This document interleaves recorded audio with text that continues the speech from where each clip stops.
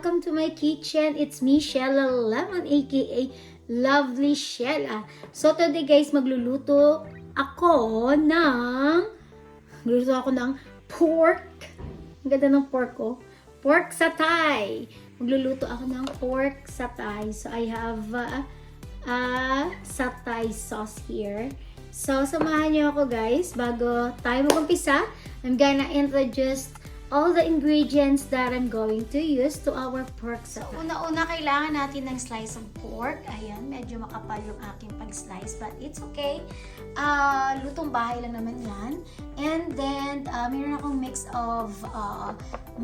of spice.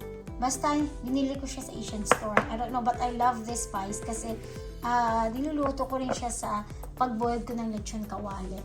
Masarap siya. And then, I have chop of lemongrass, a teaspoon of brown sugar, meron tayong salt, and kailangan din natin ng vinegar. And of course, nagpapasarap sa atin yung sa ating pork satay is yung ating coconut milk. And gagamit ako ng turmeric. Eto, yung turmeric. Kailangan ko yan. That's pala yung turmeric. So, I love using the turmeric. And then, meron tayong with the cinnamon and cloves. So, masarap din yan. And eto, I love this using a satay sauce from Indonesian satay. I love that. Napakasarap. And then, kailangan natin ng black pepper, ground pepper, and kailangan natin ng garlic. Ayan. And a garlic powder.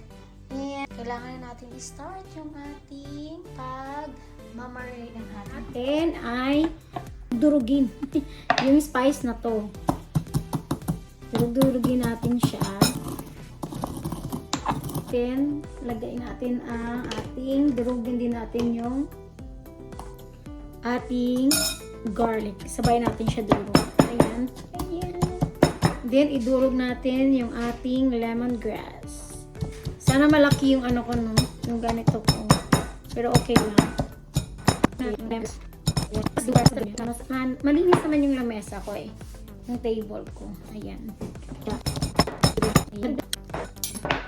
Tapos, lagyan natin dito sa ating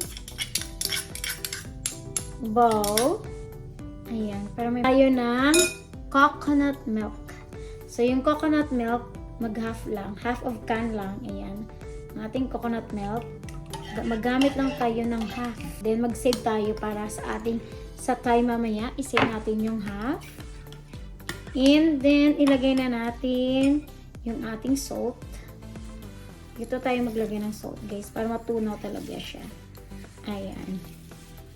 Ayan. And then, maglagay tayo ng pepper. Ito, maaatsi ako nito. Tapos, maglagay tayo ng garlic powder. May garlic siya. Maganda pa rin kapag may garlic. And then, ilagay natin yung ating turmeric powder. Ayan. Gusto ko talaga maglagay ng turmeric. Pero talaga, mag-marinate kayo, lagyan nyo ng turmeric powder. Maraming benefits yung turmeric powder, guys. Ayan. Kailangan nyong ilagay yung ating brown sugar. At ihalo muna bago natin lagyan ng additional turmeric. Kayo na yung mag-adjust. Kayo na nakakaalam kung gusto nyo talaga yung lasa ng niluluto nyo. This is lutong bahay.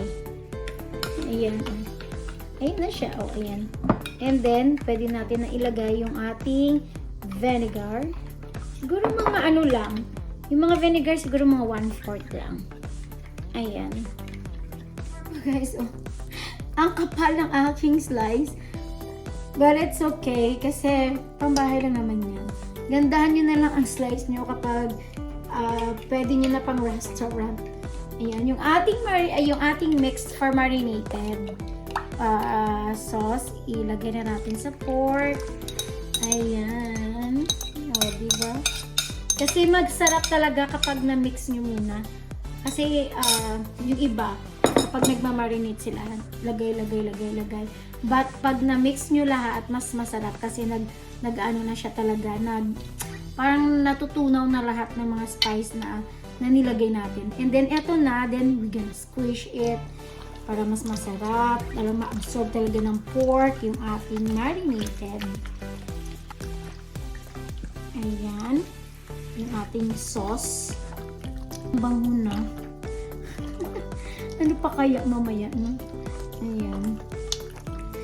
Then, iyan na lang natin siya. Kahit 30 minutes or 30 minutes or 1 hour, pwede na yan. At huwag niyong kalimutan na kailangan nyo ng skewer or barbecue. Guys, nakalimutan ko pala kanina to. Ang spice. Ang cinnamon and cloves. Ayan. I-mix lang natin ito. Kasi nakalimutan ko siya kanina ilagay. Pero dapat of a butter. Alam nyo yung satay sauce is like a peanut butter. Ang bango niya. Ito yung Indonesian satay sauce. Maglagay tayo like siguro mga apat siya. 4 na tablespoon siya. Kasi hindi naman ganun kadami yung 4 o 5. Ayan. Ganun. Going to add yummy sauce. Gusto ko siyang dagdagan ng flavor or ng lasa. Yung butter na yan, don't worry. And then, pwede natin siya lagyan ng coconut milk. Yung half coconut milk. Save pala natin kanina. Ganyan siya. Kung gusto nyo na medyo malapot, pwede pa siyang dagdagan. Coconut milk, yung nagpapasarap. Diyan, sa satay na yan. So, dagdagan ko siya kasi mas maganda kapag malapot. Kasi ito yung gagawin nating parang sauce sa ating barbecue satay. Sa ating pork satay talaga siya. Oh, diba? Iano mo lang yan. Kulaan mo lang konti hanggang maluto yung coconut milk. And then, pwede na yan. Sarap. Sarap, guys. Sarap. Ay, naku, ang lalaki ng aking pork. Oh, ayan. So, lagyan natin siya sa ating barbecue steak. Make sure. Ay, excited naman ako nito, oy. Diba? Lagyan natin siya dito. Ayan, kasi i-bake natin siya, guys. Pwede talaga, mas maganda talaga kapag ihaw. Kapag i-grilled nyo siya, mas masarap yun. Pero ako, i-bake ko lang siya kasi maulan sa labas, hindi ako maka-grilled. Okay, so another one. Gawa sa ito na yung ating pork satay. Ready to bake. I-bake na. Ayan. Lagyan natin like 20 minutes. Ayan. Lagyan natin ng sauce. Ayan. Tapos, ibalik natin ulit siya sa oven.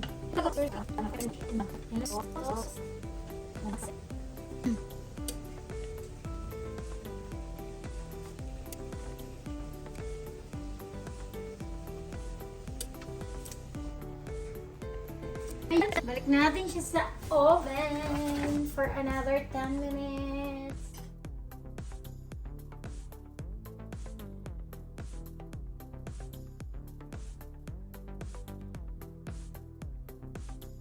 Ayan, and it's ready, our pork satay. Let's do food taste test. So now it's time to taste test, guys. Try natin. Pwede natin dagdagan ng sauce if you want, but try muna natin to. So tender.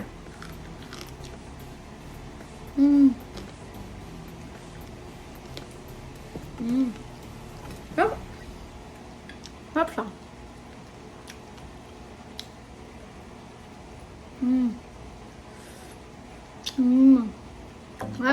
Ayan, guys. So, dito na nagtatapos ang ating pork satay. in the in a barbecue stick. Ayan na siya. So ready to eat na for the family, excited.